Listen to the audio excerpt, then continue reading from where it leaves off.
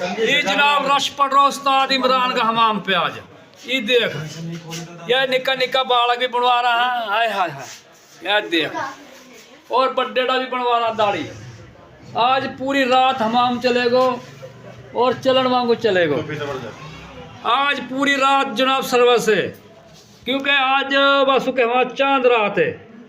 चांद रात लो दाढ़ी बढ़ेंगी और जनाब खत होंगे और कहीं जनाब कुछ होएगो। बाकी रात इबादत की भी है, या लो इबादत करनी चाहिए नो कमा, या रात लो इबादत बहुत जो है ना करनी चाहिए और बहुत दुआ कबूल हो, वहाँ जो इनाम की रात है। तो यार रात में भाई इबादत भी करो, और जिनने करवानी है ना भाई अपनी टेंट शैंट अपना बाल शाल कटवाना भी अभी आ जाओ। लोए लोए हाँ इमरान की दुकान, वो कहा ना कहाँ जा रहे हो, कहाँ का ख्याल है। बाल कटाने हैं, यही इमरान अली का हमाम है। नहीं नहीं नहीं नहीं ऐसा नहीं पढ़िया। कहाँ जा रहे हो, क्या काम है। अगर अच्छे बाल कटाने हैं तो ये इमरान का हमाम है।